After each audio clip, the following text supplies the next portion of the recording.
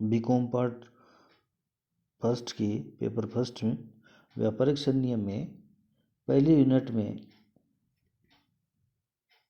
भारतीय अनुबंध अधिनियम दिया हुआ है और उसमें भी भारतीय अनुबंध अधिनियम 1872 की धारा 1 से 175 तक को शामिल किया गया है।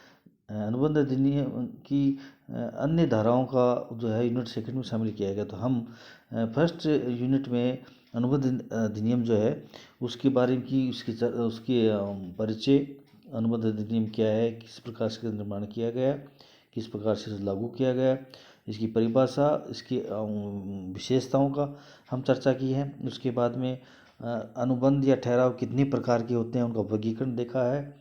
और उसमें आगे बढ़ते हैं हम कि अनुबंध अधिनियम के अंतर्गत प्रस्ताव एवं स्वीकृति क्या है। प्रस्ताव यानी प्रपोजल या एक्सेप्टेंस। व्यापारिक संनियम के अंतर्गत धारा 2 सबसेक्शन ए में प्रस्ताव या प्रस्थापना जिसको कहते हैं, प्रपोजल और ऑफर की एक परिभाषा दी गई है। वो आपके व्यापारिक संनियम के अनुसार है। उसमें लिखा है कि जब एक व्यक्ति किसी दूसरे व्यक्ति के समक्ष अपनी इच्छा किसी कार्य को करने अथवा न करने के लिए इस उद्देश्य से प्रकट करता है कि दूसरे व्यक्ति की सहमति उस कार्य को करने अथवा न करने के संबंध में प्राप्त हो जाए तो कहा जाता है कि उसने प्रस्ताव किया। इस प्रकार से स्पष्ट है कि कोई व्यक्ति किसी कार्य को करने अथवा न करने के लिए दूसरे व्यक्ति को प्रस्ताव करता है ताकि वह व्यक्ति उसके संबंध में अपनी सहमति प्रकट कर दे। जो व्यक्ति प्रस्ताव करता है उसको प्रस्तावक कहते हैं और जिस व्यक्ति के सम्मुख प्रस्ताव किया गया है उसे प्रस्ताव ग्रहीता कहा जाता है। प्रस्ताव स्वीकार हो जाने के बाद में प्रस्ताव को वचनदाता प्रोमीजर तथा प्रस्ताव स्वीकार करने वाले को वचन ग्रहीता प्रोमीजी कहा जाता है। जैसे ए ने बी को अपना 9 लाख हार 10 लाख रुपये में बेचने के लिए ऑफर दिया और बी ने उसे स्वीकार कर लिया, तो यहाँ पर ये अनुबंध बन गया। प्रस्ताव स्वीकृति से अनुबंध बन जाता है यदि उसमें अनुबंध के सारे लक्षण हैं। इस पर अपन विस्तार से पहले चर्चा कर चुके हैं। यानी इसमें प्रस्ताव को वचनदाता और स्वीकर्ता को वचन ग्रहीता कहते हैं। इन शब्दों का आपके बार बार उपयोग होगा, इसलिए इसको आपको विशेष रूप से ध्यान रखना होगा। अब हम आगे बढ़े तो प्रस्ताव की जो परिभाषा हमने अभी पढ़ी है उससे जो लक्षण या विशेषताएं सामने प्रकट होती हैं उनको मैं बिंदुवार अगर आपसे चर्चा करूं तो 2 पक्षकार होंगे यानी एक प्रस्ताव होगा और एक जिसके समक्ष प्रस्ताव किया गया है यानी स्वीकर्ता। तो अनुबंध के लिए प्रस्ताव के लिए कम से कम 2 व्यक्ति होंगे। दूसरा किसी कार्य को करने अथवा न करने में हो सकता है। यानी प्रपोजल जो जिसके सामने कोई व्यक्ति रखता है, प्रस्ताव रखता है, तो वह सकारात्मक और नकारात्मक हो सकता है। यानी किसी कार्य को करने का भी हो सकता है और किसी कार्य को न करने का भी हो सकता है। कि कोई काम आपको करना है, ये काम करना है, आप तैयार हो तो हाँ यस। यदि कोई कहता है कि ये काम हमें नहीं करना है, वो कहता है बिल्कुल नहीं करना है, तो वह नकारात्मक, सकारात्मक और नकारात्मक हो सकता है। और प्रस्ताव का एक उद्देश्य ये भी होना चाहिए कि दूसरे की सहमति प्राप्त करना होना चाहिए, तभी वैध अनुबंध बनेगा। यानी वैध अनुबंध बनने के लिए आवश्यक है कि जो प्रस्ताव जो किया जा रहा है जिस व्यक्ति के सामने यानी स्वीकर्ता के सामने, तो उसका उद्देश्य होना चाहिए उसकी स्वीकृति प्राप्त करना। यानी खेलने कूदने या ऐसी मजाक में किया गया प्रस्ताव जो है इस अधिनियम के अंतर्गत इस श्रेणी में नहीं आएगा। यदि प्रस्ताव करने की इच्छा या प्रस्ताव करने का निमंत्रण कोई देता है तो वो भी प्रस्ताव, इसकी चर्चा हम आगे करेंगे, वो भी प्रस्ताव की श्रेणी में नहीं आएगा। यदि कोई कहता मेरी ये काम करने की इच्छा है तो प्रस्ताव नहीं है। दूसरा, प्रस्ताव के लिए निमंत्रण करना कि तू मेरे को ये काम करने के लिए कहे, जैसे अपन टेंडर वगैरह देते हैं तो वो प्रस्ताव करने की इच्छा से संबंधित है, तो इसकी चर्चा हम आगे करेंगे। ये विशेषता इसकी है। दूसरा, अगले जो विशेषता अगर इस परिभाषा से देखें तो सामने आता है कि दोनों पक्षकार को का जो प्रस्ताव स्वीकृति का जो उद्देश्य है यानी प्रस्ताव जो है वो उसका उद्देश्य क्या होना चाहिए, वैधानिक संबंध स्थापित करना उद्देश्य होना चाहिए। उसकी भावना जो है वो गंभीर होनी चाहिए और वो वास्तव में वह कोई अनुबंध करना चाहता है। और एक होता है प्रस्ताव का संवहन। संवहन का मतलब होता है कि जिस व्यक्ति को प्रस्ताव किया गया है वह प्रस्ताव उस व्यक्ति की जानकारी में आ जाए। यानी जिसे ए ने बी को प्रस्ताव किया, यदि आमने सामने प्रस्ताव किया जाता है तब तो तुरंत संवहन हो जाता है। लेकिन यदि आपने टेलीफोन से या पत्र के द्वारा कोई प्रस्ताव भेजा है तो वो प्रस्ताव का एक जो मुख्य लक्षण ये है कि वह प्रस्ताव उस व्यक्ति के पास पहुंच जाना चाहिए। यानी प्रस्ताव पहुंचने के बाद ही स्वीकृति दी जाती है। इसका और अधिक विस्तार से हम आगे चर्चा करेंगे, लेकिन ये विशेषताएं कुछ इसकी बनी है। प्रस्तावों के अगर प्रकार के देखें तो मोटे रूप में हम देखें कि प्रस्ताव तीन तरह के हो सकते हैं। तो विधि के आधार पर, एक प्रस्ताव ग्रहीता के आधार पर, और एक प्रस्ताव की प्रकृति के आधार पर। प्रस्ताव ग्रहीता के आधार पर अगर देखें अपन तो पहला है स्पष्ट प्रस्ताव, एक्सप्रेस ऑफर। जब प्रस्ताव लिखित या मौखिक रूप से शब्दों में किया जाता है तो उसके स्पष्ट प्रस्ताव कहते हैं। जैसे एक व्यक्ति ए ने बी को अपनी कार बेचने का प्रस्ताव किया तो वो स्पष्ट प्रस्ताव है। गर्भित प्रस्ताव, इम्प्लाइड ऑफर। गर्भित प्रस्ताव का अभिप्राय है जब शब्दों के अलावा किसी अन्य तरीके से प्रस्ताव किया जाए, इशारों से या आचरण से किया जाए तो उसे गर्भित प्रस्ताव कहते हैं। इसकी और भी आगे हम चर्चा करेंगे। यानी कोई व्यक्ति अपने व्यवहार से परिस्थिति से देखता है, जैसे आपने सड़क पर चलते हुए टैक्सी को हाथ दे करके रोका और उसे हवा महल चलने के लिए कहा, तो इसका मतलब आपने इशारे से उसको रोका, बोल के कुछ नहीं कहा, लेकिन वो गर्भित प्रस्ताव की श्रेणी में आता है। तो ये तो है प्रस्ताव की विधि के आधार पर। प्रस्तावग्रहीता के आधार पर, प्रस्तावग्रहीता मतलब स्वीकृता के आधार पर देखें तो विशेष प्रस्ताव और सामान्य प्रस्ताव। मोटे रूप में अभी समझ लीजिएगा कि विशेष प्रस्ताव ऐसा प्रस्ताव जो किसी विशेष व्यक्ति को किया गया है, यानी वही उसको स्वीकृति दे सकता है। और एक होता है सामान्य या साधारण प्रस्ताव, एक ऐसा प्रस्ताव जिसकी स्वीकृति कोई व्यक्ति दे सकता है। खुला प्रस्ताव जो विज्ञापनों के माध्यम से या रेडियो टेलीविज़न के माध्यम से प्रस्ताव किया जाता है तो उसमें जो दिए गए नियम है उसकी पालना करके कोई व्यक्ति उसकी स्वीकृति दे सकता है, तो वो हो गया सामान्य या साधारण प्रस्ताव। इसके बारे में एक केस लो बहुत पुराना आपकी पुस्तक में मिलेगा, श्रीमती कार्लिल बनाम कार्बोलिक स्मोक बॉल कंपनी का एक काफ़ी प्रचलित वाकया है, जिसमें न्यायाधीश हॉकिंस ने निर्णय दिया था कि सामान्य प्रस्ताव जो है विश्व में कोई व्यक्ति शर्तों का पालन करते हुए स्वीकार कर सकता है और वो अनुबंध बन जाएगा, वैध अनुबंध माना जाएगा। तो ये हो गया। इसके आगे और चर्चा बाद में करेंगे अपन। लेकिन विशेष प्रस्ताव जिसको कोई विशेष व्यक्ति स्वीकार करेगा, जिसको किया गया है, और सामान्य प्रस्ताव जिसकी स्वीकृति दुनिया कोई व्यक्ति दे सकता है।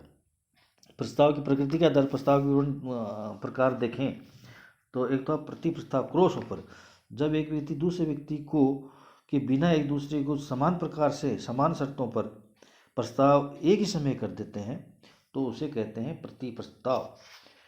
हाँ, नियम ये है कि जो प्रस्ताव किया जाता है उसी की स्वीकृति होनी चाहिए।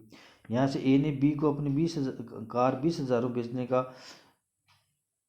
ऑफर दिया और वहीं बी उसी समय उसी की कार को 20,000 में खरीदने का ऑफर देता, तो ये एक दूसरे को क्रॉस प्रस्ताव हो गया। यहाँ स्वीकृति नहीं बनेगी। स्वीकृति कब बनेगी? या तो ए के प्रस्ताव बी स्वीकार करे या बी के प्रस्ताव को ए स्वीकार करे, तभी वह अनुबंध बनेगा। तो इसको कहते हैं क्रॉस प्रस्ताव। एक होता है स्थानापन्न प्रस्ताव। स्थानापन्न प्रस्ताव जब ए ने बी को कोई प्रस्ताव किया, यहीं अपन उदाहरण देखें कि ए ने अपनी कार 20,000 में बेचने का बी को प्रस्ताव किया, बी वापस भेजता है कि मैं आपकी 15,000 में कार खरीदने को तैयार हूँ, तो यहाँ पर क्या हो गया? बी का स्थानापन्न दूसरा नया प्रस्ताव हो गया। तो ए के प्रस्ताव को बी स्वीकार नहीं कर रहा, बी ने नया प्रस्ताव ए को दे दिया, तो अब स्वीकृति कौन देगा? ए देगा। तो इस तरह से इसको कहते हैं स्थानापन्न प्रस्ताव। एक होता है स्थायी प्रस्ताव। कभी कभी क्या होता है कि अनुबंध में, जैसे टेंडर, अनुबंध की प्रकृति प्रस्ताव की प्रकृति से ऐसा लगता है कि स्वीकृति के बाद में जो है अनुबंध बाद में बनेगा जब जब नया प्रस्ताव या आदेश कोई दिया जाएगा। तो इसकी चर्चा भी हम बाद में करेंगे कि स्थायी प्रस्ताव, टेंडर जो है वो स्थायी प्रस्ताव या चालू प्रस्ताव किस प्रकार से होता है। लेकिन स्थायी प्रस्ताव भी इस प्रकृति का हो सकता है। ये होगी प्रस्ताव के प्रकार। अब व्यापारिक संधि में प्रस्ताव संबंधी कुछ वैधानिक नियम या व्यवस्थाएं दी गई हैं मोटे रूप में। वो क्या क्या है इनकी हम चर्चा करें तो उसमें है, प्रस्ताव में दो पक्षकार, सकारात्मक नकारात्मक पढ़ चुके हैं अपन, सहमति प्राप्त करना उद्देश्य होना चाहिए, वैधानिक संबंध करना उद्देश्य होना चाहिए, स्पष्ट या गर्भित हो सकता है, विशिष्ट सामान्य हो सकता है। ये बात तो अपन देख चुके हैं। उसके बाद देखिए नेक्स्ट आता है प्रस्ताव निश्चित होना चाहिए। मतलब प्रस्ताव जो किया जाता है उसमें कोई भी अस्पष्टता नहीं होना चाहिए, बिल्कुल स्पष्ट प्रस्ताव होना चाहिए जिसको आसानी से कोई भी व्यक्ति समझ सके। दोहरी भाषा या जिसमें कोई भी अस्पष्टता होती है तो प्रस्ताव की श्रेणी में नहीं आएगी। नहीं, अपन बात कर रहे हैं लीगल लॉ की, और कानून के अंतर्गत अस्पष्टता कहीं मान्य नहीं होती है। इसके अलावा प्रस्ताव का संबंध मैं बता चुका हूँ आपको कि प्रस्ताव जिसको किया जाता है उसकी जानकारी मानना चाहिए। कहने का अभिप्राय ये है कि प्रस्ताव की जानकारी के बिना स्वीकृति नहीं दी जा सकती। इसका भी एक आपके लॉ केस लॉ के आधार पर ये निर्णय दिया गया है। ये बहुत ही प्रचलित है। लालन शुक्ल बनाम गौरीदत्त का एक मामला आपकी पुस्तक में मिलेगा, जिसमें एक प्रस्ताव जो प्रपोजल था उसमें स्वीकृता को जानकारी नहीं थी तो वो स्वीकार अनुबंध की श्रेणी में नहीं माना गया है। इसके अलावा प्रस्ताव के संवहन का तरीका कोई भी हो सकता है, यानी प्रस्ताव का संवहन होना चाहिए तो ठीक है, लेकिन संवहन किस प्रकार से होगा ये कुछ नहीं लिखा। जैसे बोल करके, आचरण से, लिखित में, संकेतों द्वारा, टेलीफोन, आजकल तो मेल हो गया है, टेलेक्स था पहले, तार था पहले, अब नहीं है, रेडियो टीवी ये भी नहीं है, समाचार पत्रों के माध्यम से ज़रूर हो सकता है। कोई व्यक्ति ओपन देता है तो वो संवहन सब व्यक्ति को मान दिया जाता है। तो संवहन का तरीका कोई भी हो सकता है लेकिन संवहन होना जरूरी है। प्रस्ताव के साथ प्रस्ताव की विशेष शर्तों का संवहन भी आवश्यक है। यानी प्रस्ताव के साथ यदि कोई शर्तें दी गई हैं तो वह शर्तें भी स्वीकृता की जानकारी में आनी आवश्यक हैं। यदि प्रस्ताव जानकारी में आ गया और उसमें उसकी शर्तें अगर जो है वो स्वीकृता को नहीं मिली हैं तो ऐसी स्थिति में वह प्रस्ताव अनुबंध नहीं बनेगा और स्वीकृता को किसी भी रूप में उत्तरदायी नहीं ठहराया जा सकता। जैसे हम होटल में जाते हैं और कमरा किराए पे लेते हैं तो होटल के काउंटर पर कुछ नियम लिखे होते हैं, वो नियम तो मान लेंगे कि उनका संबंध हो गया, लेकिन होटल के काउंटर पर कुछ नियम नहीं लिखे हुए हैं। आपके कमरा बुक करने के बाद में रूम के अंतर्गत जा कर के आपको शर्तें मिलती हैं कि आपका सामान खो गया तो कंपनी होटल जिम्मेदार नहीं है, या होटल जो है वो 5,000 रुपये तक की ही सामान के लिए जिम्मेदार होगी। तो यहाँ पर इन शर्तों का संबंध नहीं माना जाएगा क्योंकि अनुबंध नीचे हो गया। कौन सा अनुबंध? होटल का रूम किराया लेने का। होटल का रूम किराया लेने के अनुबंध होने के बाद में यदि शर्तों का संबंध होता है तो वह शर्तों का संबंध कानूनी रूप में मान्य नहीं होगा, और ऐसी स्थिति में होटल जो है वो अपने आप को अपना बचाव नहीं कर पाएगा। कहने का मतलब है कि प्रस्ताव के साथ ही उनकी कुछ शर्तें हैं तो उस प्रस्ताव के समय यानी अनुबंध से पूर्व वो स्वीकृता की जानकारी में आ जाए, यानी संवहन हो जाए। इसी तरह देखिए टेंडर प्रस्ताव स्थायी प्रस्ताव हो सकता है। कभी कभी हो सकता है कि जब अपने टेंडर जो है प्रस्ताव या स्थायी प्रस्ताव दोनों रूप में, किस रूप में होगा, हम टेंडर आमंत्रित करते हैं, निविदा सूचना जारी करते हैं। तो निविदा सूचना में कोई टेंडर प्रस्ताव है, स्थायी प्रस्ताव है, यह उसमें खरीदी जाने वाली वस्तु के बारे में या उसको जो विवरण दिया गया उसमें लिखा रहता है। कभी कभी क्या होता है कि हम टेंडर इनवाइट कर लेते हैं, रेट ले लेते हैं, उसके बाद में लिख देते हैं कि भाई ये जो है रेट, टेंडर जो मंगाते हैं वो टेंडर भरने वाले का प्रस्ताव होता है, उसकी स्वीकृति कब होगी? या तो उस टेंडर को हम स्वीकार कर लें या उसकी दी गई लिस्ट के अनुसार, दर के अनुसार हम समय समय पर सामान का आदेश दें। कभी कभी क्या होता है हम साल भर के लिए टेंडर इनवाइट करते हैं, पर जब जब भी सामान आवश्यकता अनुसार क्रय करते हैं तो जो क्रय आदेश देते हैं तब वो अनुबंध बनता चला जाता है। तो स्थायी प्रस्ताव टेंडर जो है वो स्थायी प्रस्ताव इस श्रेणी में आएगा। और इसके जो नियम है उसमें आगे है, प्रस्ताव दूसरे व्यक्ति को उत्तर देने के लिए बाध्य करने वाला नहीं होना चाहिए। कहने का मतलब ये, कोई व्यक्ति कहता है कि मैं मेरी कार आपको 20,000 रुपये में बेचने का प्रस्ताव कर रहा हूँ, यदि आपने 5 दिन में जवाब नहीं दिया तो मैं समझूंगा कि आप मेरी कार खरीदने के लिए तैयार हैं। ये स्वीकृति नहीं है, ये कानून की दृष्टि में सही नहीं है। यानी स्वीकृता जब तक स्पष्ट रूप से स्वीकृति नहीं दे देता है तब तक वह अनुबंध नहीं बनेगा। यानी आप किसी को मजबूर नहीं कर सकते कि आप अगर उत्तर नहीं दे रहे हो तो मैं समझूं कि आप ये काम करने के लिए तैयार हैं। तो ये है प्रस्ताव के संबंध में कुछ वैधानिक व्यवस्थाएं या नियम। अब और आगे देखें तो प्रस्ताव, किसे प्रस्ताव नहीं माना जाता है। इसमें दो बातें हैं, एक तो प्रस्ताव करने की इच्छा या भावना और दूसरा प्रस्ताव का निमंत्रण। प्रस्ताव की इच्छा से अभिप्राय यहाँ पे क्या है, प्रस्ताव किसी दूसरे व्यक्ति की सहमति प्राप्त करने वाला होना चाहिए। जब प्रस्ताव करने की इच्छा या भावना इस बात की व्यक्ति है, कोई व्यक्ति भविष्य में कोई प्रस्ताव करने की इच्छा रखता है। बातचीत के दौरान प्रस्ताव करने की इच्छा या इच्छा को प्रकट करने से बाध्य करने योग्य वचन नहीं बनता है, चाहे जिसके सामने ऐसी इच्छा प्रकट की गई हो उसने उसके अनुसार ही कार्य क्यों नहीं किया। वस्तुस्थिति ये है कि प्रस्ताव करने पर प्रस्ताव के वैधानिक दायित्व उत्पन्न होते हैं। यदि प्रस्ताव करने की इच्छा की घोषणा की है तो उसका प्रस्ताव पर कोई वैधानिक दायित्व उत्पन्न नहीं होगा। कहने का मतलब है कि जो प्रस्ताव है वो जो है प्रस्ताव क्लियर होता है, स्पष्ट होता है। एक प्रस्ताव करने की इच्छा है, नहीं मैं ऐसी इच्छा रखता हूँ, इसका हम लोग प्रस्ताव नहीं कर रहा है। मैंने भी बताया था प्रस्ताव बिल्कुल स्पष्ट होना चाहिए। अस्पष्टता का कोई स्थान कानून में नहीं है। कोई व्यक्ति कहता है कि मैं ऐसा करना चाहता हूँ या भविष्य में करने जा रहा हूँ या मेरी इच्छा है ऐसा करने की, और उसकी इच्छा के आधार पर कोई व्यक्ति ये समझ ले कि हाँ ये तैयार है काम करने के लिए, अनुबंध के लिए, तो वो अनुबंध नहीं माना जाएगा। एक होता है प्रस्ताव का निमंत्रण, एक तो प्रपोजल होता है क्लियर, और दूसरा होता है प्रस्ताव न हो के प्रस्ताव का निमंत्रण। दोनों में अंतर है, व्यवहार में हम दोनों को एक ही समझ लेते हैं।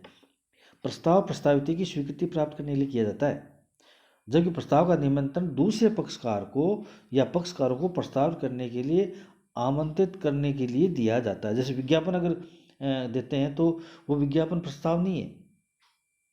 विज्ञापन किसी मतलब आपने एक डिटर्जेंट का या वॉशिंग पाउडर का कोई विज्ञापन दिया है और उसमें नीचे रेट लिखी है, तो इसका मतलब ये है कि आप आए हमारे पास और इस दर में इसको खरीदें, यानी हमें प्रपोजल दें, हम आपको वो चीज़ बेचें।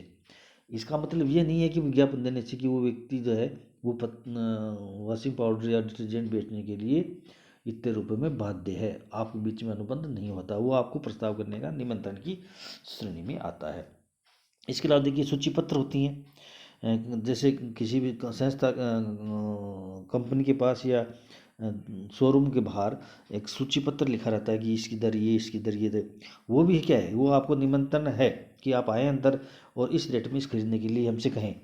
तो वो सूची पत्र से वो भी प्रस्ताव का निमंत्रण है, प्रस्ताव नहीं है। मूल्य पर्ची जो है वो भी प्रस्ताव का निमंत्रण है। मेन्यू कार्ड आप देते हो, होटल में जाते हो और उसमें आपको मेन्यू कार्ड दिया जाता है कि ये दर में आपको ये चीज़ें मिलेंगी, तो वो भी आपको प्रस्ताव करने का निमंत्रण। फिर आप आदेश देते हैं कि भाई हाँ ये चीज़ हमें पेश की जाए, तो वो आपका प्रस्ताव होगा। फिर वो पेश करता है तो वो स्वीकृता है और वो अनुबंध बनता है, फिर आप उसका भुगतान करने के लिए बाध्य होंगे। विक्रय हेतु विज्ञापन दिया जाता है, वो भी प्रस्ताव का निमंत्रण है। पूछताछ का उत्तर, कोई व्यक्ति पत्र द्वारा पूछता है किसी कंपनी को ये कितने रुपए की है, ये सामान कितने में मिलेगा, तो वो लिखता है इतने में मिलेगा। इसका मतलब ये नहीं कि वो देने को तैयार है, वो आपको कहता है कि इतने रुपए में हम देने की सोच रहे हैं या इस रेट ये है, तो फिर आप उसको प्रस्ताव देते हो कि हाँ मुझे ये इतने रुपए ये चीज़ भेजी जाए, फिर वो वो आपको भेज देता है, तब अनुबंध बनता है। पूछताछ का उत्तर भी जो है वो प्रस्ताव का निमंत्रण मात्र है। कंपनी का प्रेरण है वो भी निमंत्रण मात्र है। बीमा एजेंट के द्वारा जो फॉर्म दिया जाता है वो भी निमंत्रण मात्र है। फिर आप बीमा पत्र भरते हैं और उसको बीमा कंपनी स्वीकार करती है, तब अनुबंध बनता है। जैसे लोकवान कंपनी जो है समय सारणी दी रहती है, रेट लिस्ट दी रहती है, वो भी प्रस्ताव का निमंत्रण है। रिक्त पदों की सूचना बाजार में आपको अखबारों में दी जाती है कि ये पद रिक्त है, इनको भरा जाना है, तो वो भी आपको निमंत्रण है कि आप फॉर्म भरेंगे, फिर भी कंपटीशन देंगे, फिर वो आप पास होंगे।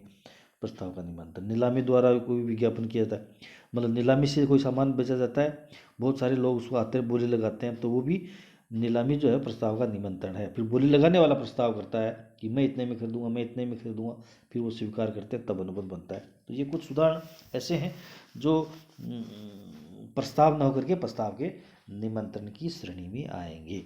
अब इससे आगे हम आगे देखेंगे प्रस्ताव का की स्वीकृति किस प्रकार से होती है, स्वीकृति के नियम क्या है, और प्रस्ताव का संवहन कैसे होता है, प्रस्ताव का खंडन कैसे होता है, इसको हम आगे